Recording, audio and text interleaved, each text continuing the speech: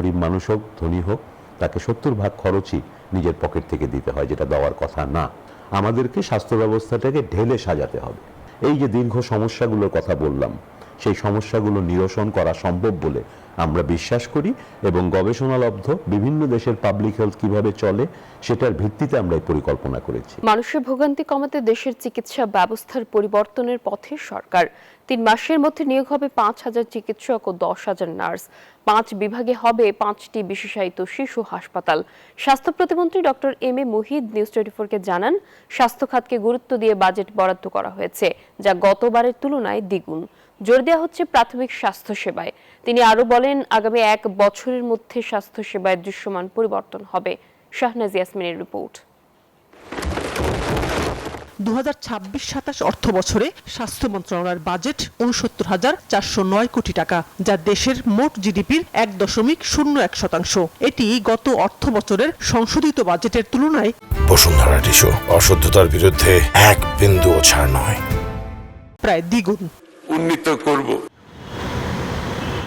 Budget বাড়ানোর পরও মানুষের স্বাস্থ্য ব্যবস্থা কতটা উন্নত হবে?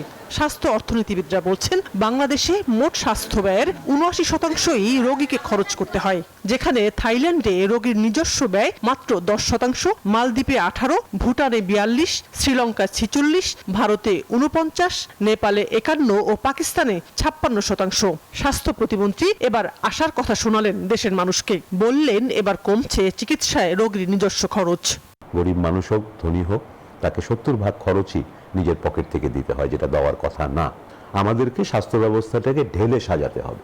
এই যে দীর্ঘ সমস্যাগুলোর কথা বললাম, সেই সমস্যাগুলো নিরসন করা সম্ভব বলে আমরা বিশ্বাস করি এবং গবেষণালব্ধ বিভিন্ন দেশের পাবলিক হেলথ কিভাবে চলে সেটার ভিত্তিতে আমরা এই পরিকল্পনা করেছি।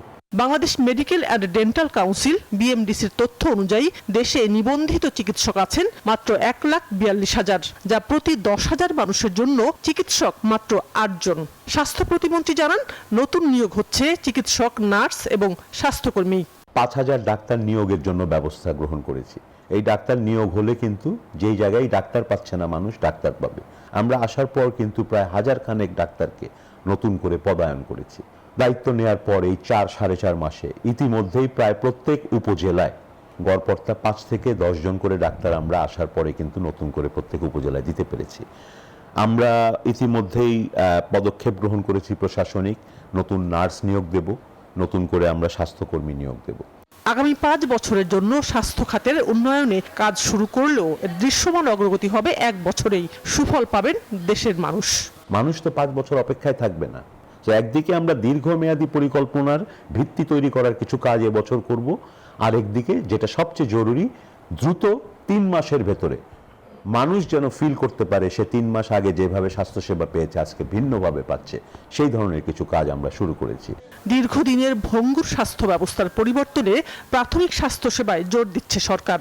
তৈরি হচ্ছে প্রাথমিক স্বাস্থ্য সুরক্ষা নেটওয়ার্ক, জানালেন এই চিকিৎসক স্বাস্থ্য প্রতিমন্ত্রী। প্রাথমিক স্বাস্থ্য প্রতিটি নাগরিকের কাছে সম্পূর্ণ বিনামূল্যে পৌঁছাতে চাই। শাহনাজ ইয়াসমিন, নিউজ 24, ঢাকা।